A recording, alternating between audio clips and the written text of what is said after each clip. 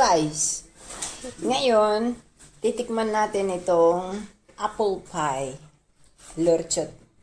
Usually, nilalagyan ito ng sugar, pero ayoko nang madaing sugar. Just plain lang, gusto ko plain.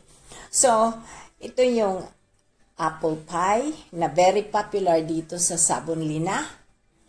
Tapos, ito naman yung meat pie. Inside dito ay meat, nandyan. Tapos with rice. Pero usually, ang meat pie, maganda yan pag nalagyan yan ng yung pickles na cucumber. Katapos, lagyan nila ng ketchup. At saka onions. Sarap yan together. Magandang combination. Masarap. Kaya, yun. Ngayon, ito yung sa asawa ko.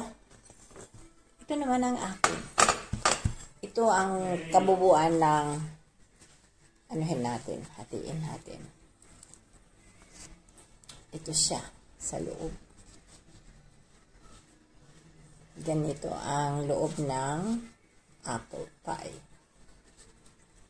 Masarap. Nagustuhan ko.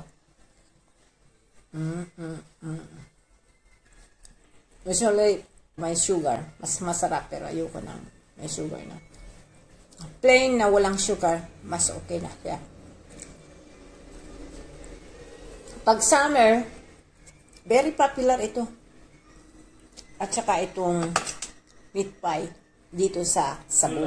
Dito ang kay ante. Lagyan niya ng mustard. Ketchup ya. Yeah, suala korko. And then, ano mo siya, i-roll. Usually, rino-roll yan, ganyan.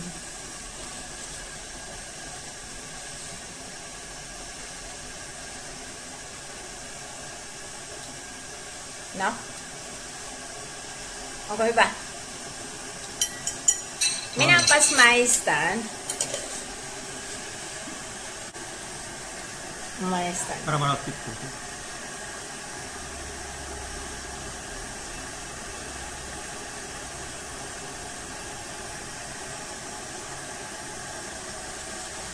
Diba?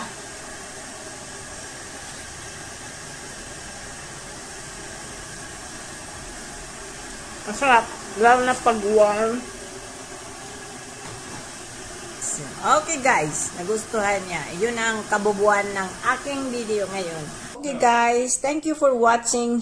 Hit the likes and subscribe. Thank you. Bye-bye.